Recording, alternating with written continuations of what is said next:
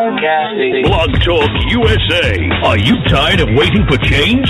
Tune into Blog Talk USA. Let your voice be heard on Blog Talk USA. 1012, and it gives me 1,250 feet. Exit again.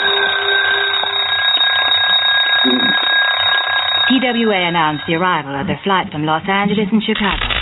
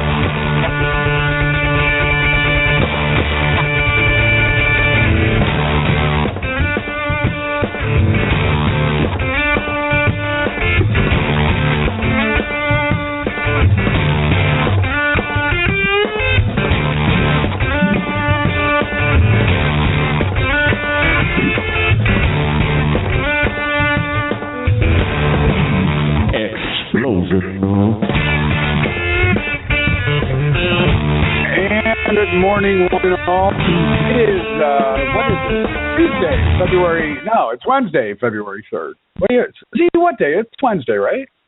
It's Wednesday the 3rd. Yep, it's the right. Day after.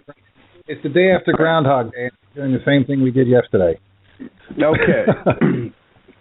Anyway, good morning. Welcome to the TNZ show, and I am Tony Trupiano. He is Richard Zombeck. Pleasure to be with you. We've got a lot to cover as we work our way through the next hour. We do want to remind you, if you want to join us on air, you're always welcome to do that right here at Blog Talk USA.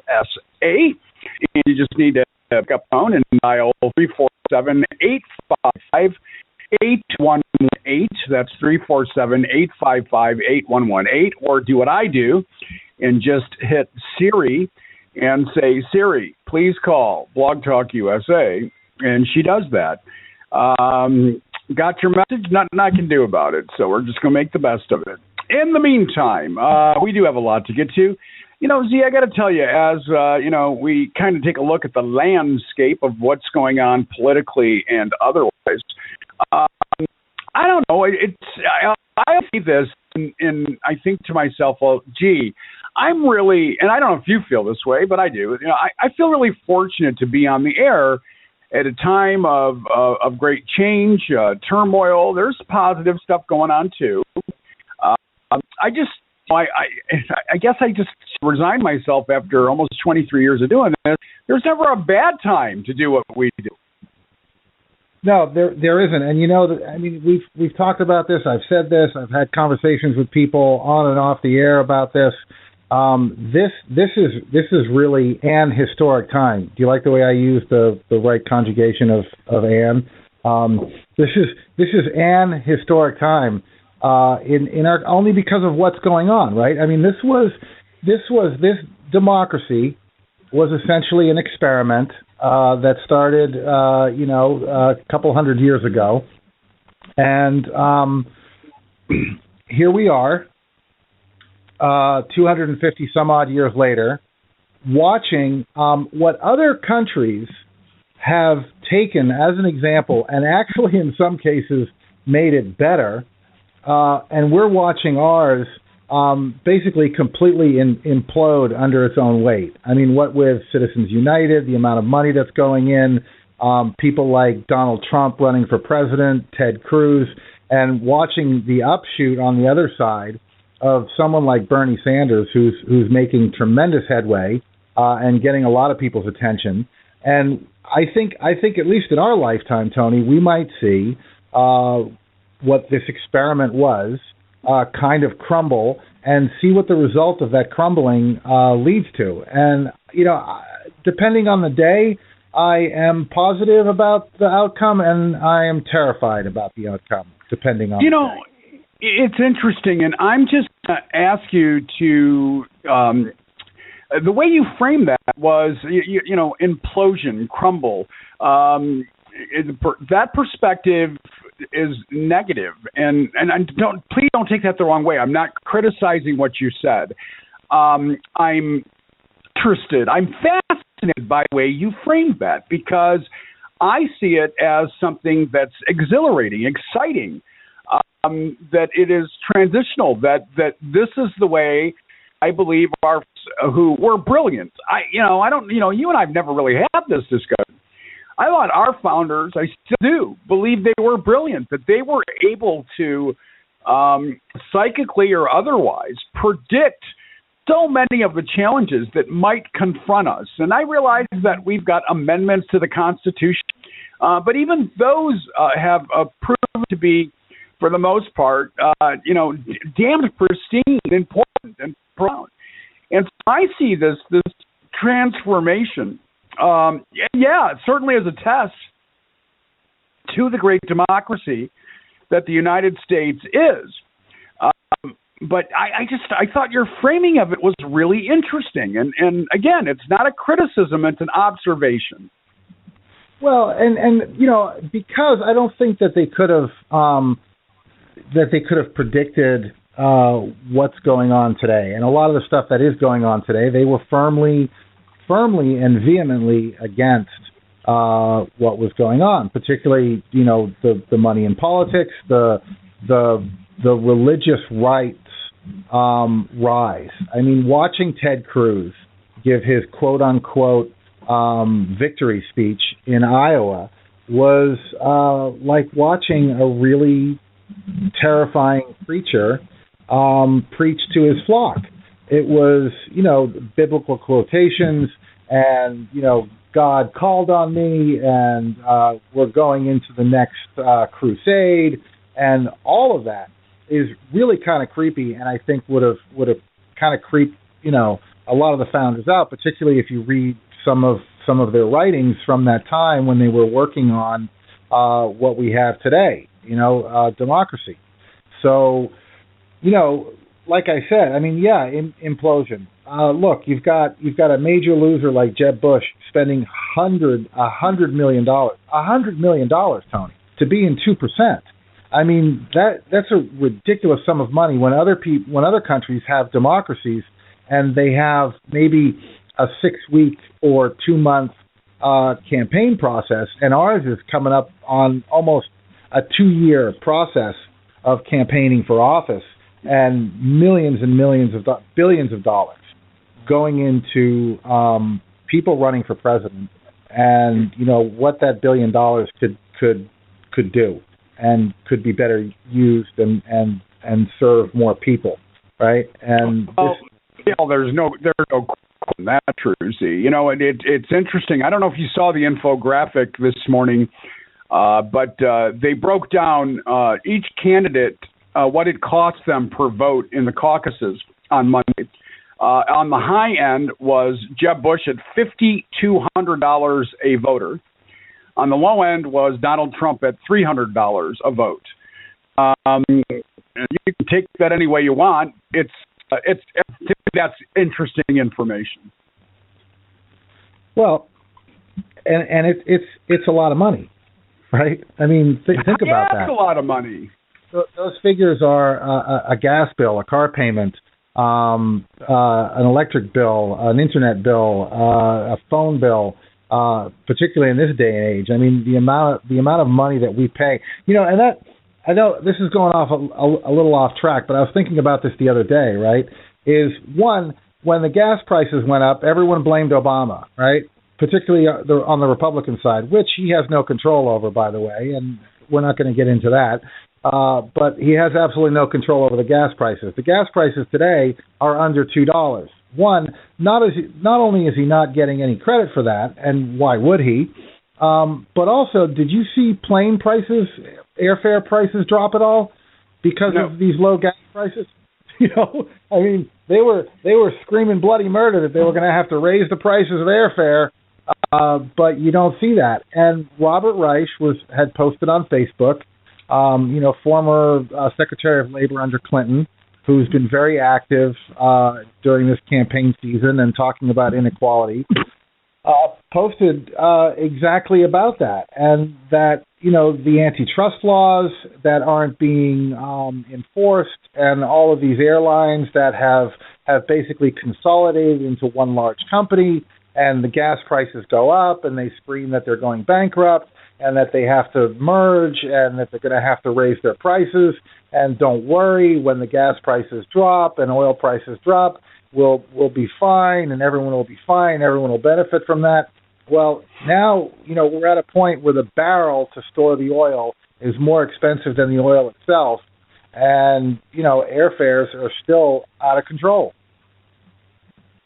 Yeah, I was having this conversation with someone the other day. As you know, I'm a former restaurant owner, and I remember in the mid-aughts, they started charging you your delivery, or the suppliers started charging you a fuel surcharge when the price of gasoline went up to $4 a gallon, and so all of a sudden you would see, you know, a $22 fuel surcharge. I'm thinking to myself, all right, this truck is actually servicing, on average, 8 different buildings in a half-mile radius.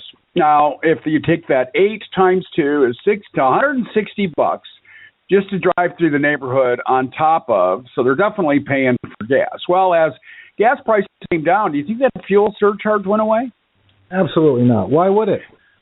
Now, the point, I've been in the restaurant business for a handful of years now. Talking to a restaurant owner day before yesterday, a guy that I've known forever, talking about that issue, I said, yeah, just out of curiosity. They did finally drop the fuel surcharge, and he says, you know, I've not really looked. Now, I understand, you know, it becomes part of the regular bill, so you kind of forget about it. Sure enough, he went and grabbed an invoice, looked at it. That fuel surcharge is still there. That should be criminal.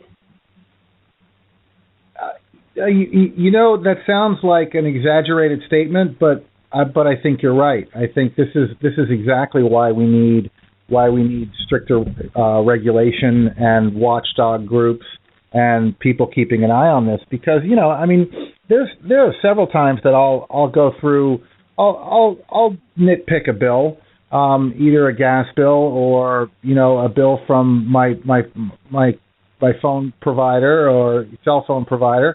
And I'll look, and there'll be like a $40 charge or something, or even a $5 charge, right? Multiply that by millions, right?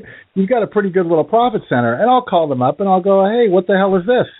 And oh, well, there must have been a glitch in the system, and, you know, we don't know what that is. Like, well, I think someone there knows what that is. And, you know, the fact that we have to do this kind of stuff. You know, there is something I had wanted to, and we'll leave it for another show, but, you know, speaking of all these public utilities and things like that, is, you know, Bernie Sanders and Elizabeth Warren recently put a bill through involving the FCC in like set-top boxes and cable boxes in your home, that the cable companies are no longer going to be allowed to have that monopoly where they charge you, you know, $10, $15, $20 rental fee for a $120 piece of equipment, right? In perpetuity, basically. I mean, they send you a box, you put it in your house, and they charge you $15 a month to rent it. And by the end of those 10 months, you should be done paying with it. But, you know, 5 years later, you're still paying for that same crappy piece of technology. And, you know, this is another thing that people like Sanders and Elizabeth Warren are looking at, and they're going, hey, this is completely wrong. And they put a bill through to be able to where you can, you know, go down to Best Buy or Radio Shack, if it still exists, and pick up your own box and put it in your house and just pay for your cable and not be paying that $15 or $20 every month for a rental fee. So there are people looking out for us.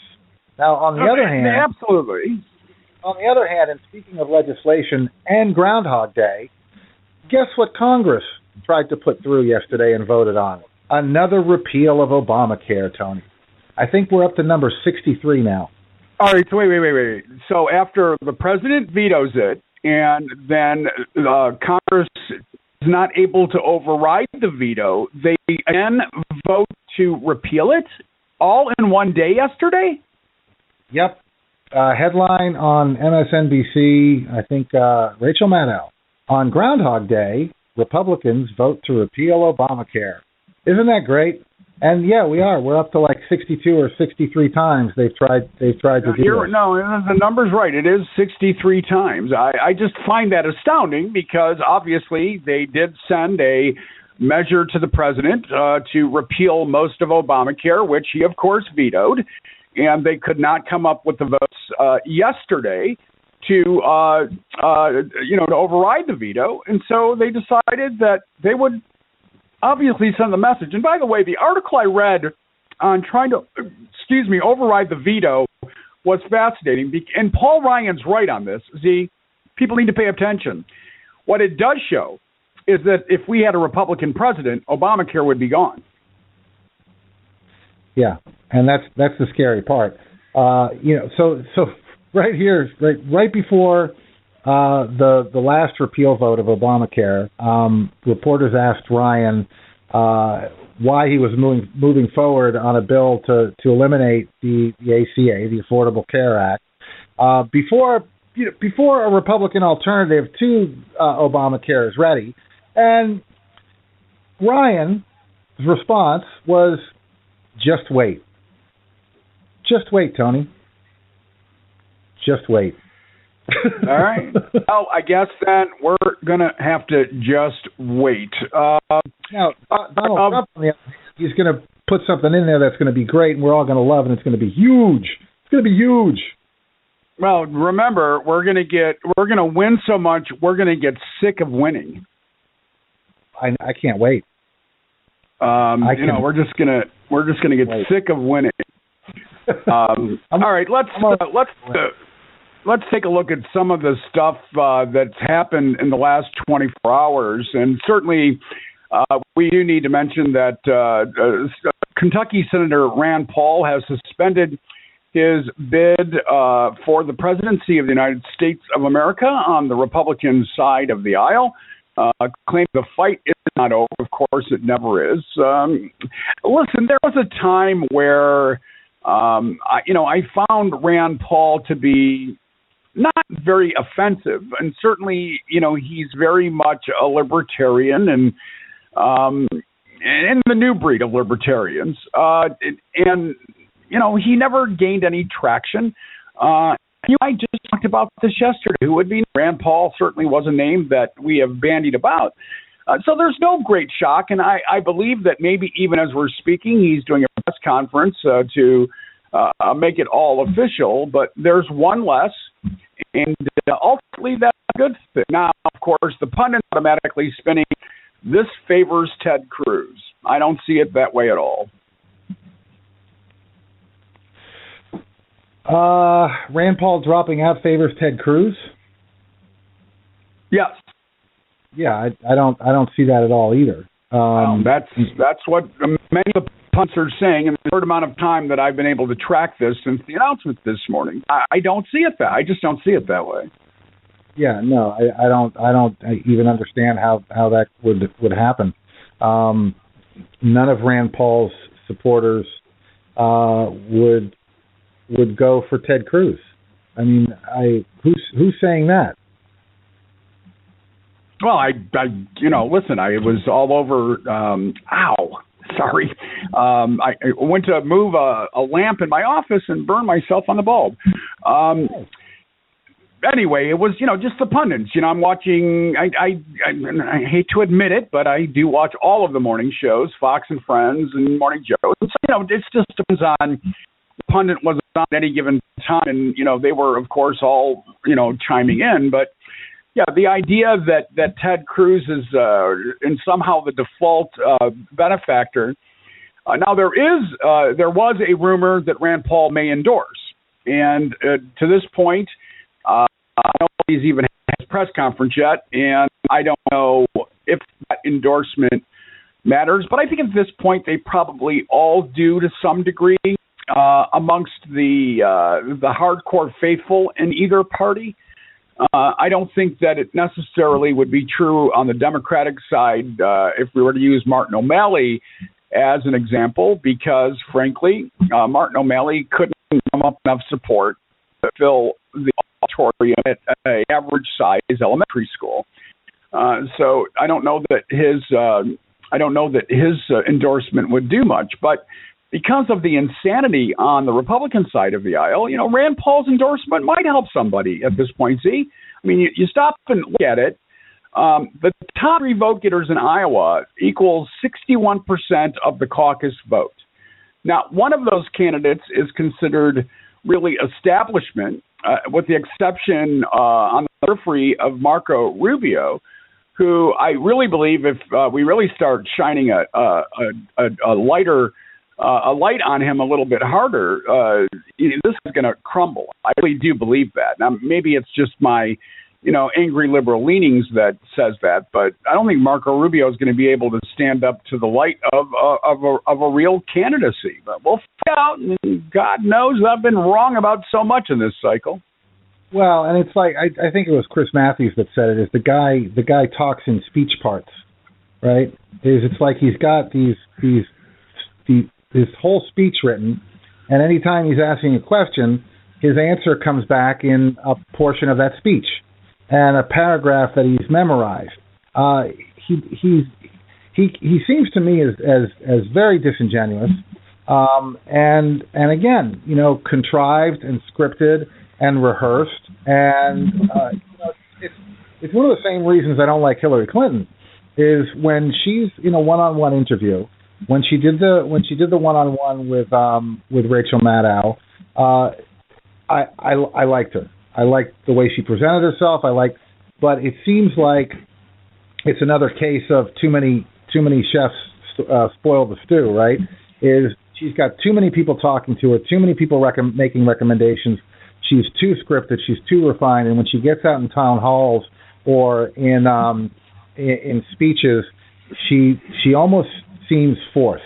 And Rubio is he's like I said yesterday, he's like this little boy in the schoolyard that looks like he's about to pee his pants, and he just rattles off speech parts, and that's well, it was interesting. If you get a chance later on, read Eugene Robinson's column in the Washington Post this morning, and it's the title is something along the lines of there were, according to the candidates, there were 4 winners on Monday. And he writes about Marco Rubio, who, of course, took a shot at the president. And he said what we should do is send President Obama a royalty check because basically stole his Iowa victory speech. The difference is Obama actually won Iowa. And so I found that in and of itself interesting. Marco Rubio, as you and I discussed yesterday, again, my opinion here has to be surrounded by people that know something, because the guy doesn't know squat. He really doesn't. And I'm not being mean. I'm being real. He has no real world experience in which we can say and attach ourselves to. Like President Obama, who was a man of the streets, I mean, I could make the connections there. I could also understand the criticisms about his lack of experience. He came from a very different background. His jobs were different than anything Marco Rubio could even comprehend. And you don't get to where Marco Rubio's at without owing a lot of people a lot. Does that make sense to you? Oh, it absolutely does. And in fact, he's shown that he will turn on those people too. Jeb Bush was his mentor in Florida, took him under his wing, and they have a long history together. And Rubio has completely turned on him, and has done it publicly. So there's one reason to not trust the guy.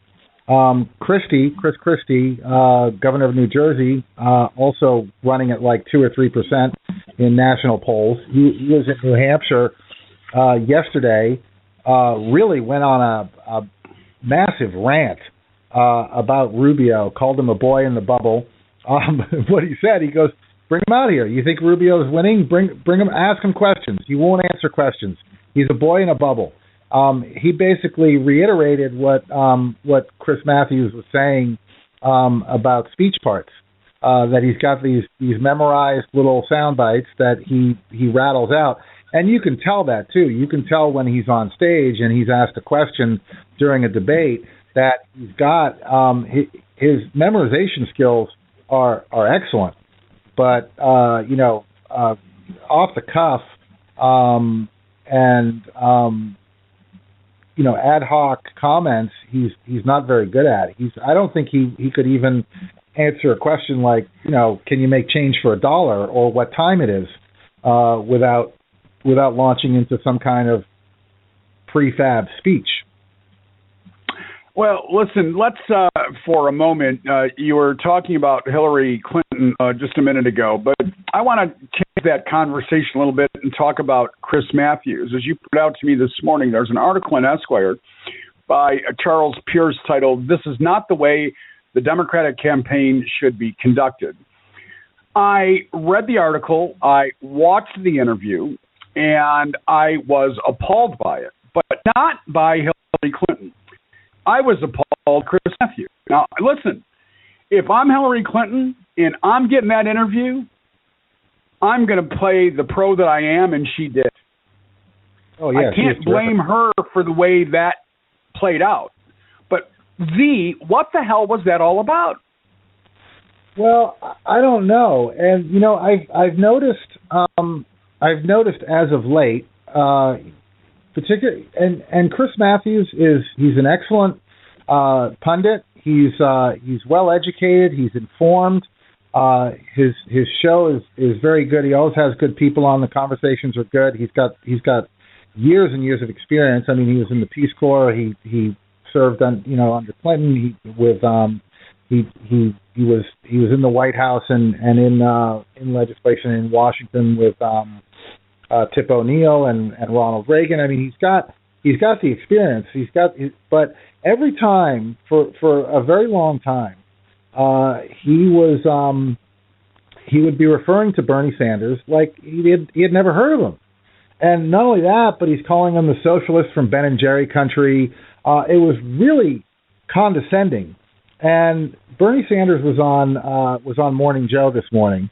And I actually found, Joe Scarborough, who's a Republican, he's actually one of the more reasonable Republicans, was very fair, was more fair to Bernie Sanders during the interview than Chris Matthews has ever been to Bernie Sanders.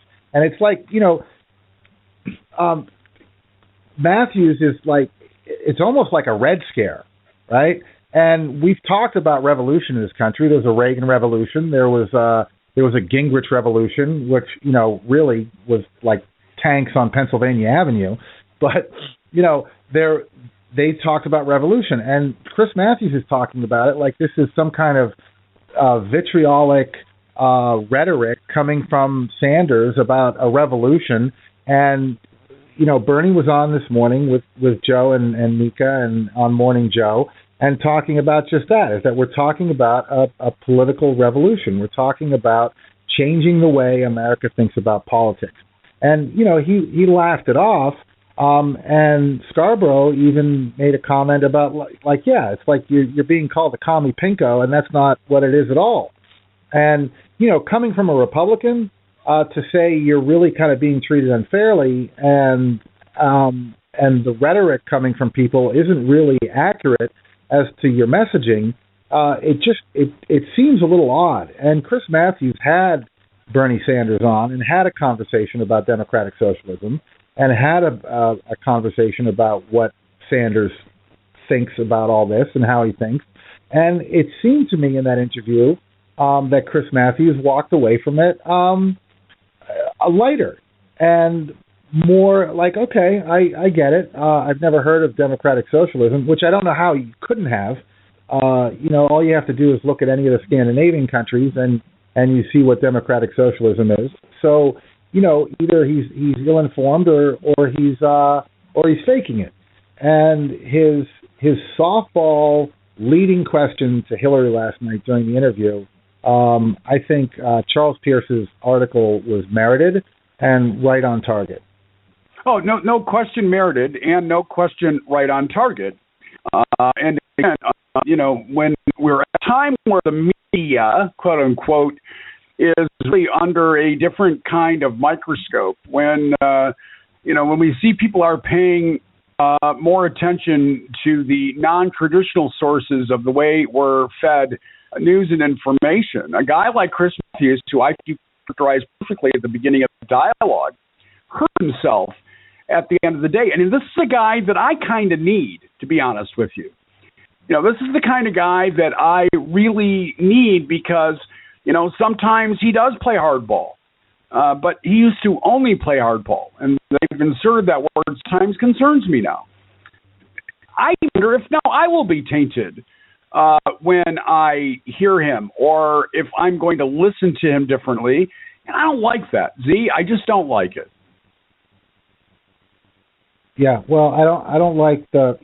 Pierce also wrote another article basically saying what we're seeing with Bernie Sanders was a long time coming, right? And that deep progressive roots have finally surfaced in Iowa. So, there's no ignoring Bernie Sanders anymore. And let's for the sake of argument, let's just say that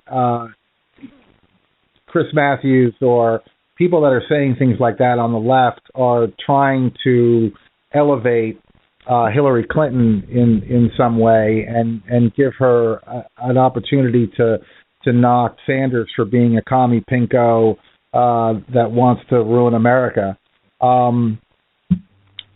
With Sanders supporters, it's not going to work, and there are a lot of them.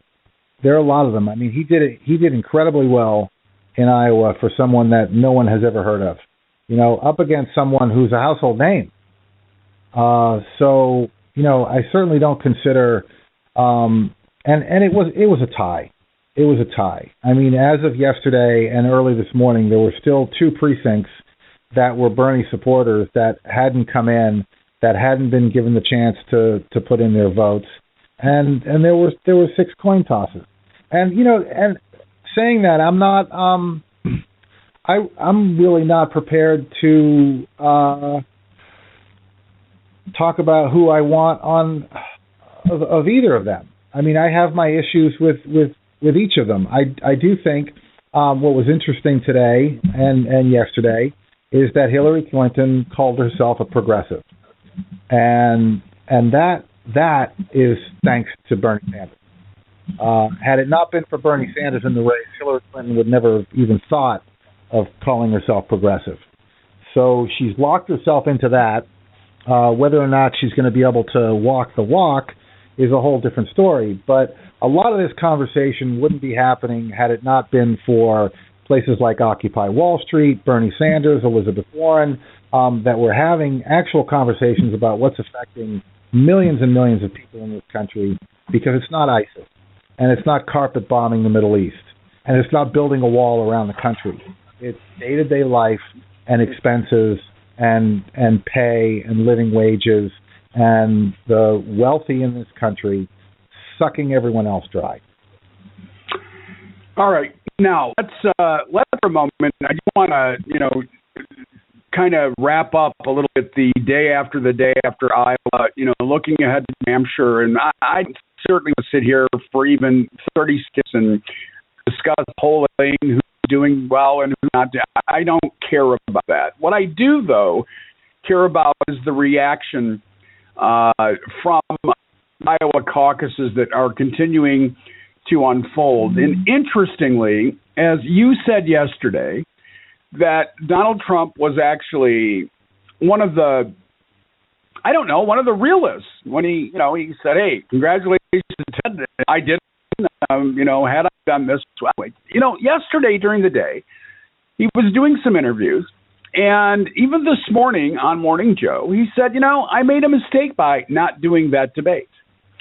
Now, I wouldn't do it differently because I raised, $5 million for vets, or $6 million, whatever it was, and I'd do that any day of the week over debating. But, I did make fundamentally some mistakes, and I could have won. had done things a little differently. All right, well, knock me over with a feather. I didn't expect that to come out of his mouth, see? Yeah, and, well, but then he was whining on Twitter about the loss and about Iowa and about how he was treated by the media and, and that he was a long shot and that the media didn't even cover what a long shot he was. I mean, here's something he put on Twitter at 8 a.m. The media has not covered my long shot great finish in Iowa fairly. Brought in record voters and got second highest vote total in history. In history, Tony. Big crowd. I mean, you could. So I don't know. I mean, it's Trump whining on Twitter. So is that twining? Ha! That's good. Take a bow. That's very good. Twining. I like that. He was twining. Trump was twining today. Well, his big deal, and of course this is going to happen, is he thinks that the caucus results should be nullified because Ted Cruz is a Canadian, and that they need to do the process over again. That's ridiculous, and that's the kind of Donald Trump that drives reasonable people absolutely insane. And everybody is going to spin things the way they want to spin them. I get that. But I just want to share with you a little something that I saw this morning on the Daily Cause. And there's an organization called Faithful America. Faithful America apparently is the largest and the fastest growing online Christian community. Well, their spokesperson, Michael Shard, sent out an email this morning expressing disgust with Ted Cruz headlines that claim Cruz won the GOP Iowa caucus because of Christian voters. This is what Sherrod wrote. What does that really mean? Cruz touted the endorsement of group leaders and even a fringe anti-Semitic pastor who says God sent Hitler to hunt Jews. Held rallies where Duck Dynasty's Phil Robertson denounced perversion and depravity of gay marriage and said we need to rid the earth of those who support marriage equality. This isn't Christianity.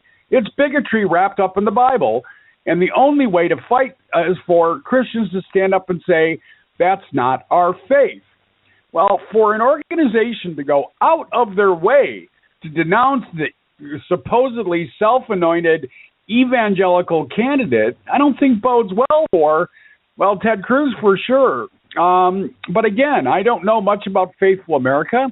I do know this, be careful where you tread, Ted.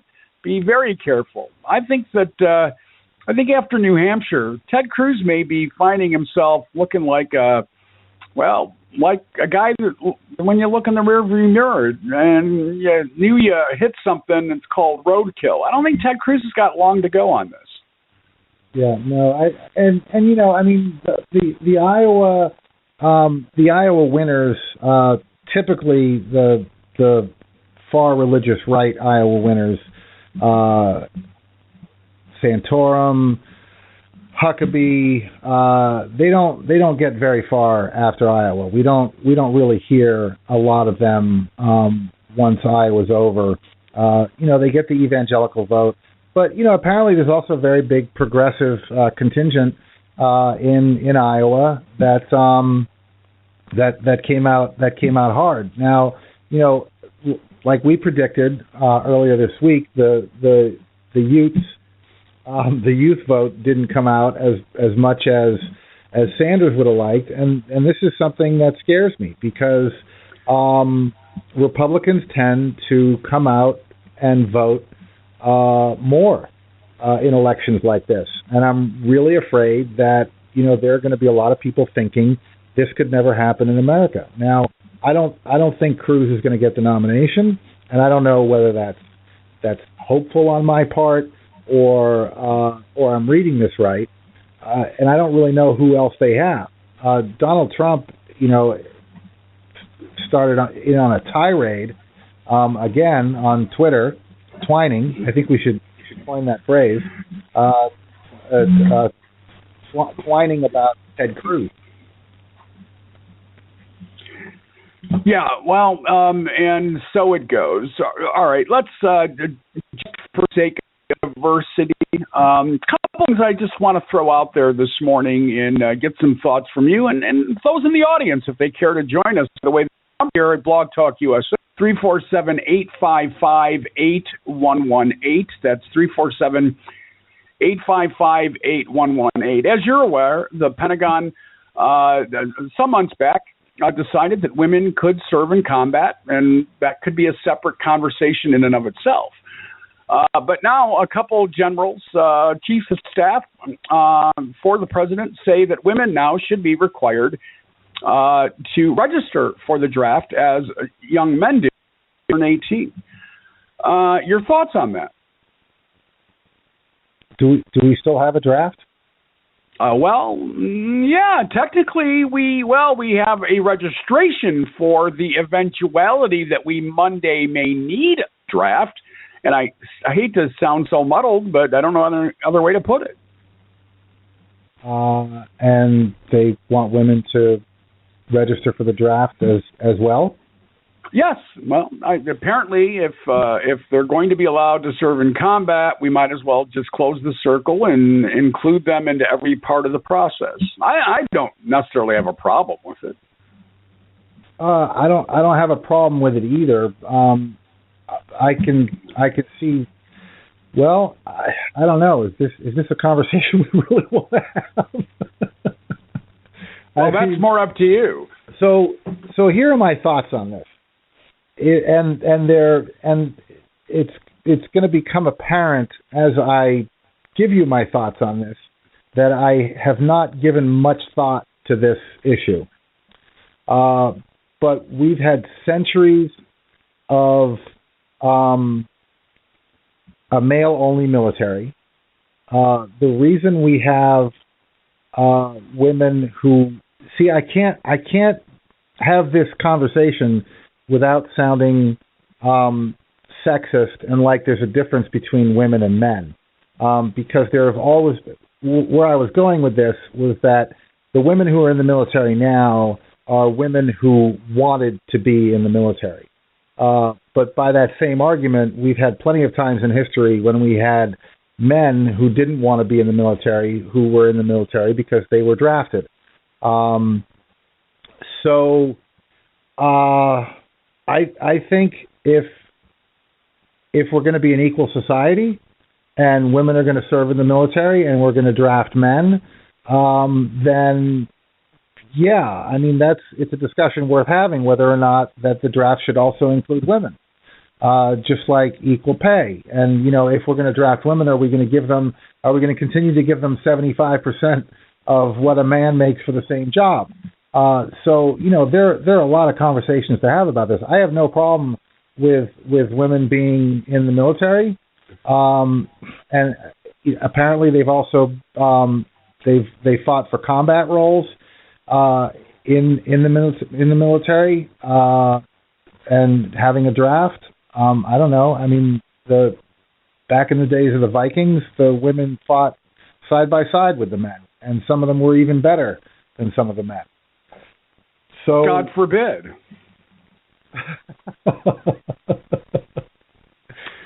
I'm a registered conscientious objector. I do not believe, for the most part, do not believe in war, although I understand it's important. I'm certainly not a dove. I don't go around hugging trees either. And I don't know the words to Kumbaya except for maybe 5 of them. With that said, just to ring in on this, because I do want to talk about what's going on with the Flint, Michigan situation here before we get out to it. I don't have a problem with women registering for the draft, but you actually provided the key to this. And actually the foundation of this discussion is women have always had the option of wanting to go into the military. Even at time when we did have a draft, women were not required, of course, to serve in the military. And with that said, and since that's not broken, why are we fixing something that's not broken? And I'm sorry, there are just certain things, Z, that, to me, still should be separated by gender. And one of them would be the draft. I said that I didn't have a problem, and ultimately I don't. If they require women to register for the draft, that's fine. It's certainly not the end of the world, but I don't think it's even necessary to approach that. And I don't understand, and even after reading the article I read this morning, the justification for it just holds water for me. So that's just where I stand on it. Yeah, I mean, I'd have to give it more thought on something like that. And, here's the thing, right, is that are people then like Trump's wife, what's her name, Melania, is, Paris Hilton, are they going to be required to, Elvis went, right? So, everyone was susceptible to the draft. And are we going to have, is Paris Hilton going to be carrying an M16 at any point? I'm sure you would. Well, and not because I like Paris Hilton. I can't stand her, quite frankly. But is that what's going to happen? Is that what they're talking about? And is it one of these tit for tat political ploys to say, well, they want their rights, well then they should register for the draft too, because there's a very select group, a segment of the female population that does want to serve in the military, and my guess would be that it's a small number. That said, I would also say that there are a very small amount of men who want to serve in the military. All right, let's as we speak, in Washington D.C., the House Oversight Committee is literally meeting live to talk about what's happened and happening in Flint, Michigan with the water situation, which is now been characterized as the Flint water crisis, something that I've been talking about for 16 months. This isn't about me, so let me take it out of that category. Over the last 2 weeks, but certainly over the last 4 or 5 days, there have been significant developments with regard to the, if you will, legal aspects. And what I mean by that is culpability of the powers that be. And unfortunately for Michigan Governor Rick Snyder and the laws that the GOP-dominated legislature have created in the state of Michigan, it has been people that have been appointed to certain offices that are now being held accountable, which is where the responsibility should lie. But now the FBI has got involved without much of an explanation. And so as I try to break that down, and we'll come back to the testimony, which unfortunately we can't join because we're on the air right now, but as we kind of break down that little tidbit that I believe was announced yesterday, the FBI is now investigating, that leads me to believe that there's a criminal aspect to this. Well, and that's what seems to be in the headlines too, right? Is that there are possible criminal charges coming up on this because the FBI is involved. So that, my little friend, is going to be very interesting. Well, as we take a look at some of the developments over the last few days, you and I discussed this off air this morning. A Michigan Congresswoman, Candace Miller, a Republican from one of the more conservative parts of the state of Michigan, has asked the federal government for $1 billion in a U.S. Treasury surplus fund that does exist to send to the city of Flint so they can begin the process of rebuilding their infrastructure. Now, some would say, well, really, a Republican? By the way, Flint's not in her congressional district. Why would she be doing that? The political answer to that is she is leaving Congress at the end of this term and most likely will run for governor in 2018. But as you and I discussed this morning, I don't care what her political motivation is. They need the money. So if it has to come from political manipulation, bring it on. Well, and here's so Detroit Free Press, I believe this is an article in a civil rights the New Civil Rights Movement, newcivilrightsmovement.com, is quoting the Detroit Free Press, saying that Gina Balia, spokeswoman for the U.S. Attorney's Office in Detroit, said, working with a multi-agency investigation team on the Flint water contamination matter, including the FBI, the U.S. Postal Inspection Service, EPA's Office of Inspector General, and EPA's Criminal Investigation Division, is looking into the Flint quote-unquote water crisis. And Snyder has apparently not been invited to a Republican-led House committee to testify today. But what the article says is will most certainly be a target of the FBI's criminal investigation. So it gets more and more interesting here. Yeah, it does get more and more interestinger. I, as you know, have been calling for the resignation of the governor now for a while. And I really do believe that the longer he's there, the more difficult it is for them to investigate this, the more difficult it is for them to move forward. Yesterday, the mayor of Flint, who was just elected, called for immediate infrastructure action, that we need to replace the pipes. I don't know if you saw the piece a couple days ago. The filters that they have been delivering for free to the residents of Flint, which they should have been doing for months now, are not able to eliminate enough of the lead in the water to make it safe to ingest. Now, to further compound this problem, as I'm sure you are aware, a lot of people have been getting rashes when bathing with the water that's delivered through the Flint water infrastructure. And there's now some concern as to why people are getting rashes, because lead does not cause rashes. Very interesting. Little side note there.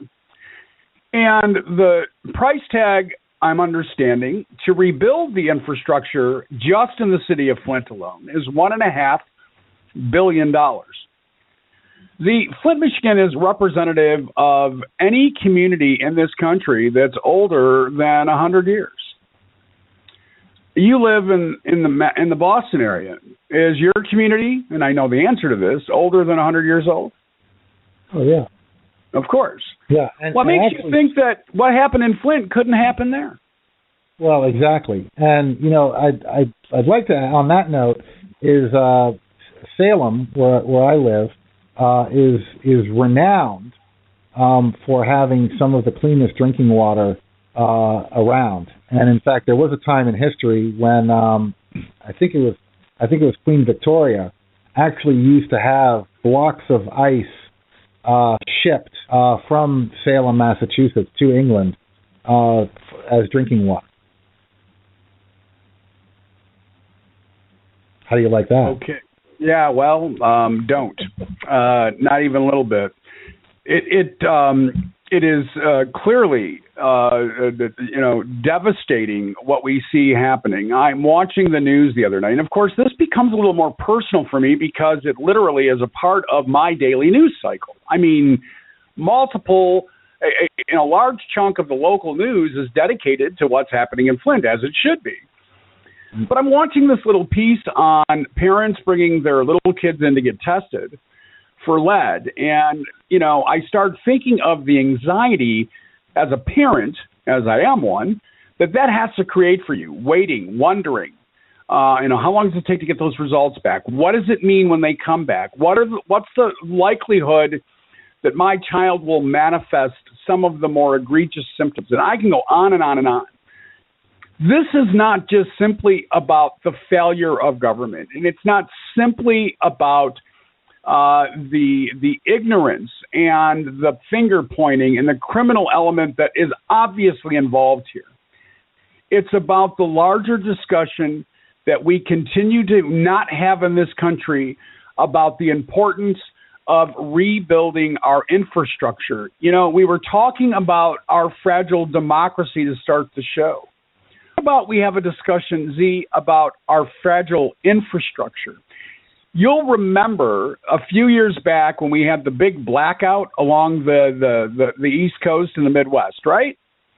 And everybody was without power, and that was the beginning of, oh my God, we need to start replacing our electric grid, so on and so forth. Then it became clear that one of the ways terrorists could really bring down this country is by attacking a very weak electrical and gas infrastructure and the water infrastructure. And yet Congress does nothing. Now, President Obama, 6 years ago, came up with basically a New Deal program, a New Deal program that would rebuild the country, the bridges, the water, the electricity grid, etc. Congress turned its back on it. How many Flint, Michigans is it going to take, or what act of terrorism will it take for us to realize that just because we're America doesn't mean our blank don't stink, bud? We ignore in this country that are literally affect lives of people, and we know of at least 10 deaths in Flint, Michigan as a result of this crisis. Right. How much don't we know? Well, and Legionnaire's disease and all kinds of things going on, and it's been going on for a couple of years. And you don't hear, at least I haven't, and I pay close attention to the news, I have not heard anyone on the Republican side talk about Flint at all. I have not heard a single word coming from anyone. And all of the infrastructure stuff and everything that needs to be done in this country, every single bill that has gone. This came out today. McConnell was famous and is still famous for saying, our goal as Republicans is to make Obama a one-term president and to make sure he doesn't get anything done. Well, he just said it the other day again, that he kind of let it slip that the Republicans' plan is basically to do nothing for the remainder of 2016. Yeah. I'm so glad we're close to being out of time because I'm about to flip my lid. Let me just say this real quick. For those of you that are listening today, live or archives, there are a lot of ways to vote, folks, and they don't all happen on Election Day. You need to start to learn how to use your voice, your phone, your email, your feet. Get up off the damn couch and start for yourself if you can't do it for someone else. I am so tired of people thinking it's the next election, it's going to be the next one, and then we're going to change things. And you're right. We may be in a fragile democracy, and we may be manifesting the change that we say we wanted, but we can't guarantee that's going to go in the way I want it to. Because I know one thing for sure. Republican voters are not lazy when it comes to voting. Democratic voters are. And it's just the truth. And if you think that Election Day makes the difference, you're lying to yourself. I'll let you wrap it up. Well, I agree with everything you said, and it does. I tend to get a little pissed off by it too. That they're not getting they're not pushing people to get the vote out. The Republicans are very good with the ground game. The Democrats have been weak in that area of getting people out to vote. They need to take it up a notch, and get people out there and get people involved and engaged and informed and educated about what the hell is going on and why it is that you're going. Even something as small as having to balance your tires every 3 months because the roads are so lousy. That's $50 to $100 right there. That's worth a phone call to your representative and say, hey, we need some stuff to happen here. And to be taking a look at what's happening in the rest of the country and knowing that it could also happen to you, like you mentioned, the stuff in Flint and stuff going on all over the country. And, we really haven't talked about this, but that methane cloud that was hanging over a town for months and months and months, and fracking and flaming water coming out of pipes and earthquakes in Oklahoma. Anyway, like you said, it's the bottom, the end of the show. let's give out the information here. You can find us at tnztalk.com on the web, and from there you can get to our Twitter feed, Facebook, download our archives. There are links to our shows and everything. If you can go to iTunes and Stitcher and subscribe to us, rate us, that's a massive help and a very big help for us for getting the word out here. And you can email us both at, my email is zombeck@tnztalk.com. And Tony? Tony at thetonyshow.org. And we are out of time. Z, thanks so much. Thanks to the listeners. Big thanks to Ron Spikes and the entire crew at Blog Talk USA for giving us this time. We'll be back tomorrow for sure. In the meantime, folks, have a great day. Let's hear from you. Please, again, rate us on iTunes. We'd appreciate it. And as always, we ask that you be well.